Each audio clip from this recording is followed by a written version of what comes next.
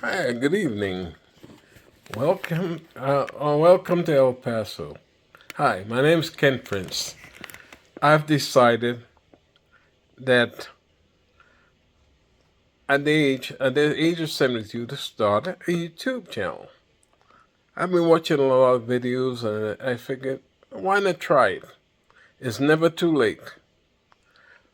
My channel content is geared towards veterans.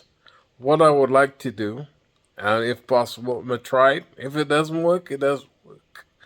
But my object is to start interviewing veterans.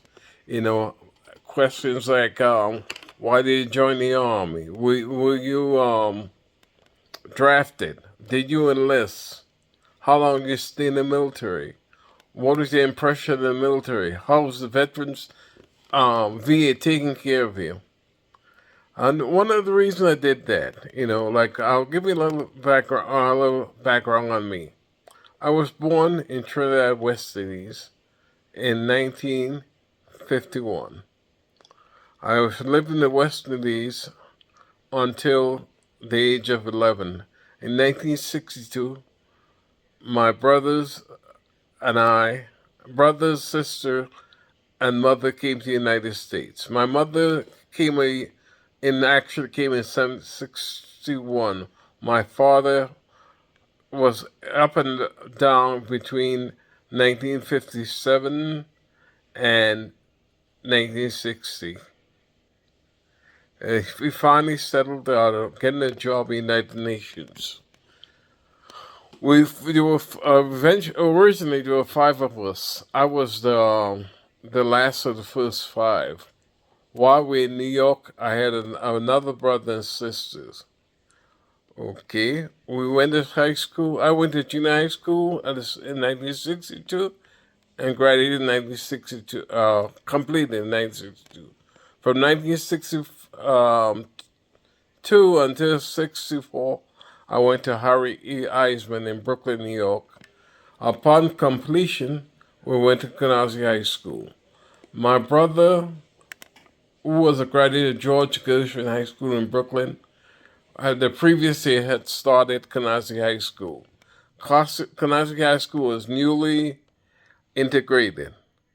It was in a Jewish and Italian neighborhood, and we were not really welcome in that area, but that's the way they decided. The school board decided to integrate the Canarsie area. So we went there. Okay, in 1967, my oldest brother graduated from Canarsie, and he worked a few jobs, and he joined the military. My brother, who's a year older than me, who I'm going to dedicate this um, program to, quit school in 68, excuse me, 68, and went into the army. He became 11 Bush, and upon graduation was sent to, you guess, Vietnam. My older brother was also sent to Vietnam, and both of them were with the 101st Airborne. One as a clerk, and one was, hey, 11 Bush. He also volunteered to be a dog gunner. Right. Okay. My sister also joined the military. We all, with the exception of my brother, the one at 11 Bush, went to Vietnam, and he was really messed up.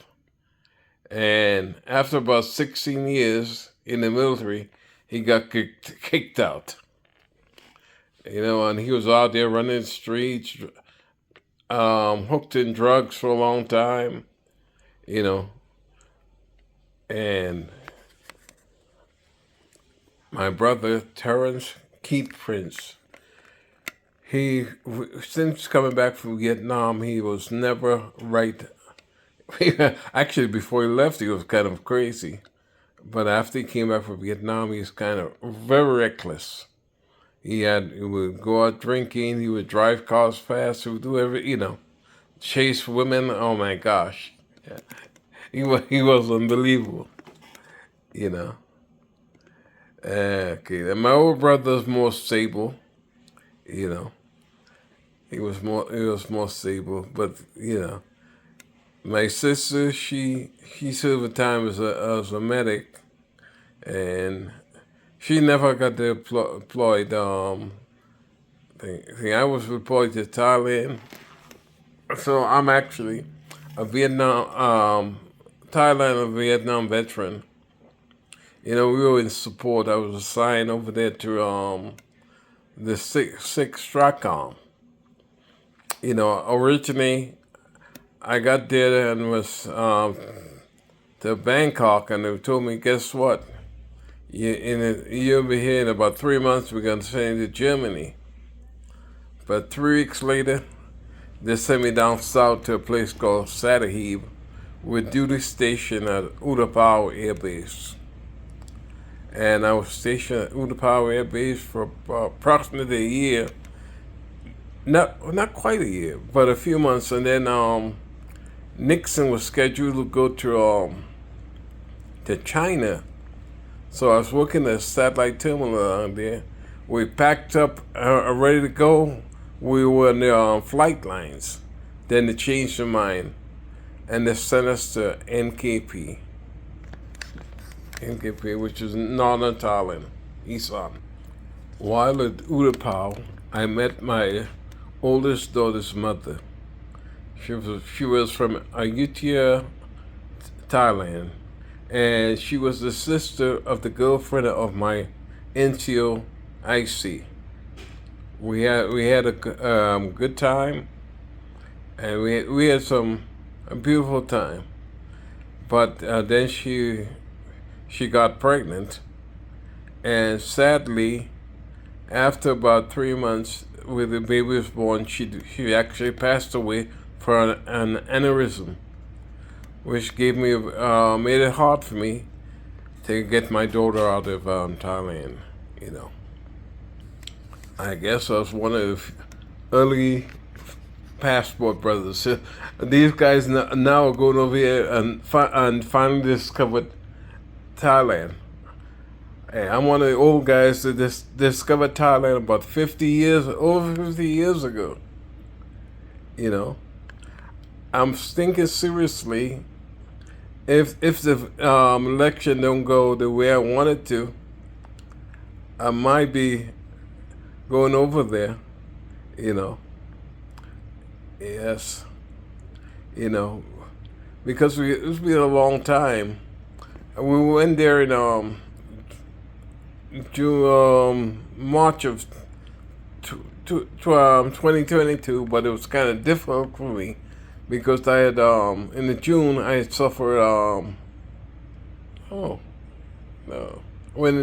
okay, correction. I'm losing some time because I mess up. When I say I messed up, I mean in the years kind of screwed up, because what happened in June of 2022, I had a stroke. I basically was paralyzed on the right side. So the stroke actually took care of what happened on the left side of my brain. So my memory is not all that great. I have to double check certain things. It's tough. Now, the reason I decided to dedicate this to the Vietnam veterans and my brother was because basically, guys from Vietnam, when they came back home, they were not, right now, everybody said thanks for your service and everything. Like when the guys from Vietnam and the Vietnam era veterans from Thailand came home, they were not greeted with such kindness. They were called baby killers and everything else. Because of guys like Lieutenant Cowley that did some horrendous things. So they're assuming that all these GIs for that. They came home, right now, Vietnam vets have the highest suicide rates. As I said, veterans are dying. The last count I heard was about 22 per day. Majority of them right now are Vietnam veterans. You also have the Gulf War veterans. But nobody was treated as badly as guys coming home from Vietnam. They went down there as young men, 16, 17, 18 years old, and come back here and, oh man, they were horribly treated. You know, in fact, it took a long time for them to get any kind of disability rating and stuff like that. A lot of them committed suicide. The Gulf War veterans are doing a lot better. It's easier for them to get. They now start taking care with the PAC Act, taking care of veterans, whole veterans like myself.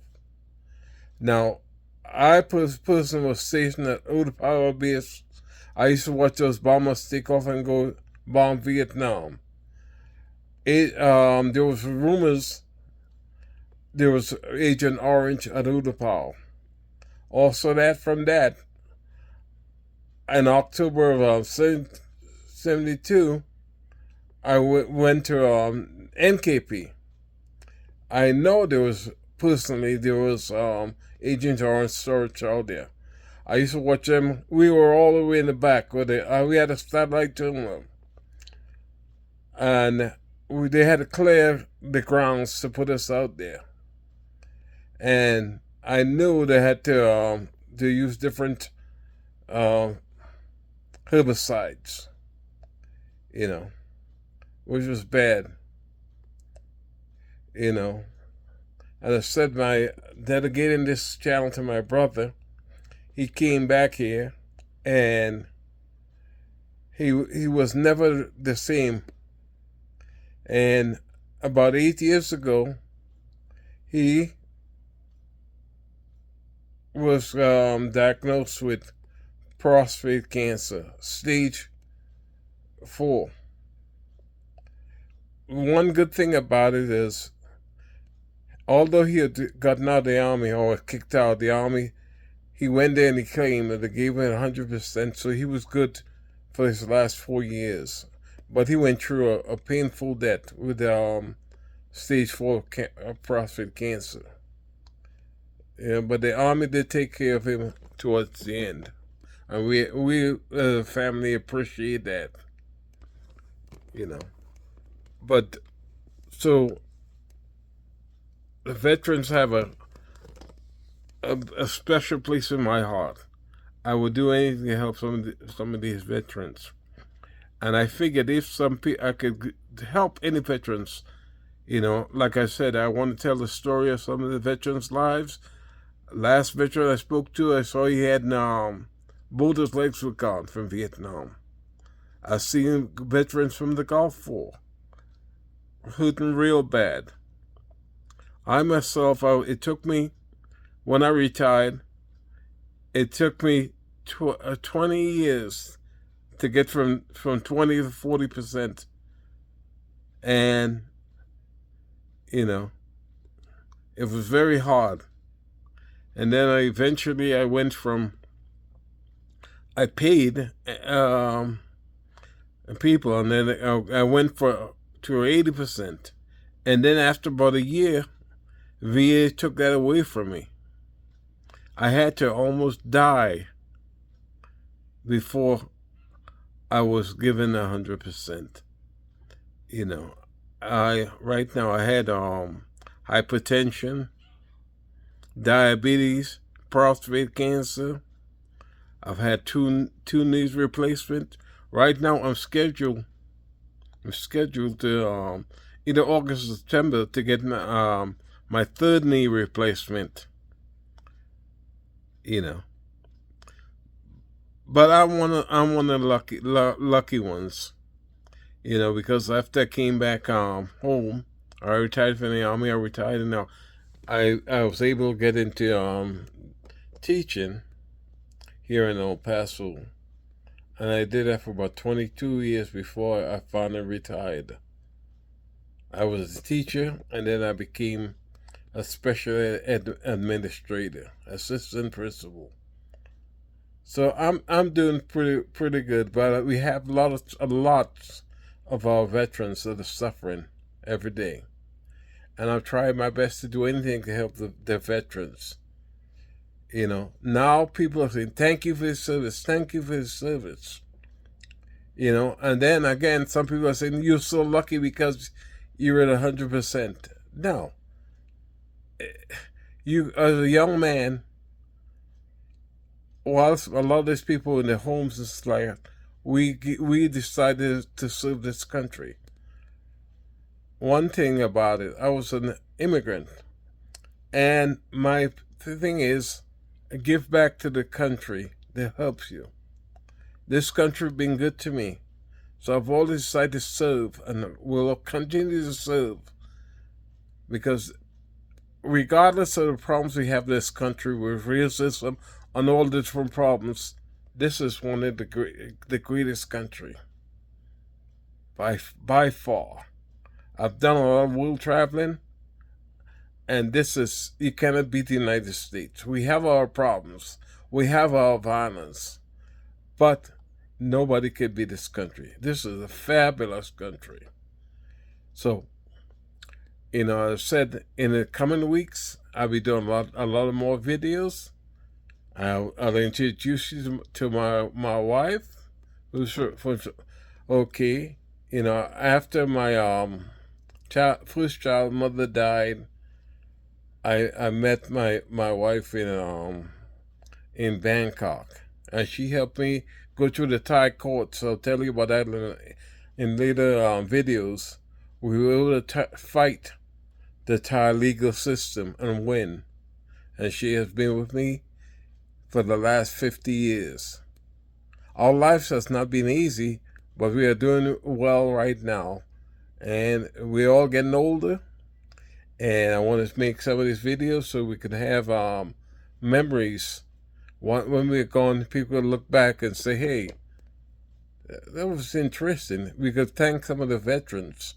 So I want them to start telling the stories and realize the sacrifices that some veterans have made. Some have given their all. Some have come back home disabled. Some have had some good lives, but others have had some real lives. Veterans from Vietnam and Thailand area, and even Southwest Asia, have had massive divorces. They've had a lot of pains and suffering, traumatic injuries, PTSDs. So we want to let the people know you need to respect this country. It's all its faults. So I'll see you in future videos. So this is my first one, and I want to thank you guys. And remember, when you see a veteran, say thank you. And also to some veterans, to welcome home, because they were never properly welcomed home after Vietnam. So again, good night and good evening, wherever you are. Thank you, and see you in future videos. Okay, so the name of my site is going to be called The Veteran Next Door. Thank you.